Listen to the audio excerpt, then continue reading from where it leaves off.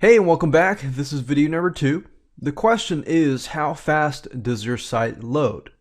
Well, there are 3 different tools that I use that are free, and you can go to tools.pingdom.com. So if you go to this URL right here, minus all this stuff here, just go to tools.pingdom.com, and you'll be able to enter your URL here. Another site is called gtmetrix.com. So gtmetrix.com, and you'll be able to enter your URL in the box. And then, of course, we have Google Developers. Google gives you access to a tool that allows you to see the mobile speed. In other words, a mobile iPhone or iPad or Android phone and how fast it will load on there. And you'll actually be able to see it here. So you can see mobile and you can see the desktop as well. Now, the reason why I use all of these 3 tools instead of just one is so I can have a bird's eye view of all the different load times and what people are saying. Now, what I did here is I entered youtube.com. So using YouTube is a good example of a website that has a lot of videos on it that does take some time to load, but being that it is owned by Google, it should run pretty fast, right? So if we test it out with pingdom.com and I typed in YouTube, you can see the actual grade. It's 90 out of 100. And to be honest, 90 out of 100 is still quite high. Even though that might be an A minus, it's still high. And then we got the amount of requests, the load time, which is 609 milliseconds.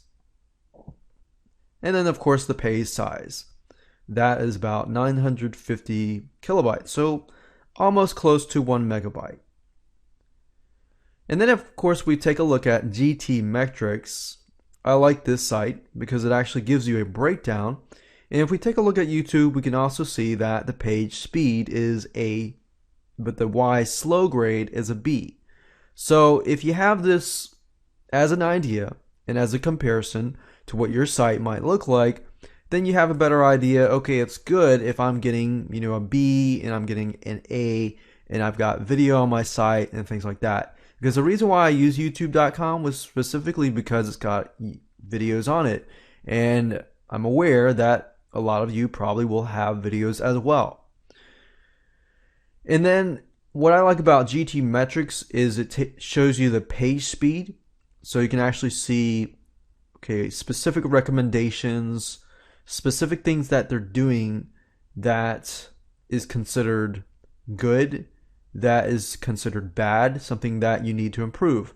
Because just by looking at Pingdom itself, it tells you performance grade, and of course it gives you an idea of recommendations, which is good.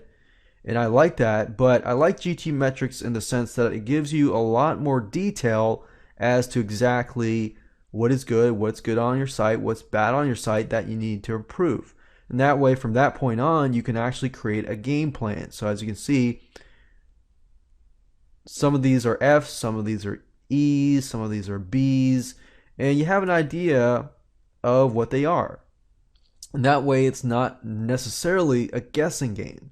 You know exactly what you need to fix, right? And then, of course, we have Google's developer tool, which if you go to developers.google.com/speed/page speed/insights. And of course, you just go to this URL here. You can ignore the rest here, and you just type in the URL here, and you'll get to see the mobile view, what should be fixed, what should be considered fixed, like minimizing HTML, optimizing images, which these 2 are pretty much standard if you have HTML pages. And then, of course, desktop, what it looks like on the desktop, things that you could consider fixing, and things like that. So it's not a guessing game. So as you can see, it tells you exactly what you need to fix. So for example, it says eliminate render blocking JavaScript, leverage browser caching, which we'll talk about when we get into how to speed up WordPress sites and things like that with W3 total cache and things like that. So it actually tells you exactly, okay, so you need to leverage browser caching, blah, blah, blah, what exactly it's triggering, what things are triggering on your site, and how to fix them. So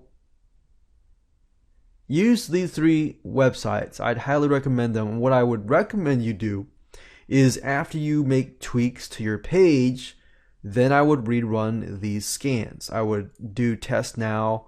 I would go back over to here and click on retest page, and I go back over here and analyze it again. Because that way you have a better idea of, okay, did what I just did actually improve the website?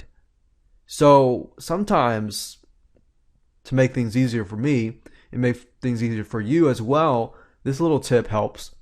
But if you take a screenshot and snapshot of this, that way I can always refer back to it every time I retest the page and get an idea of, okay, my page load time is 2 seconds. Now it's decreased to 1.5 seconds. My total page size and things like that have decreased, and so forth. So that way you have an idea of what you have actually improved and if it is actually working. Because otherwise it's simply a guessing game. So definitely go ahead, enter your URL of your website into these 3 different tools here. And we'll go on to the next video.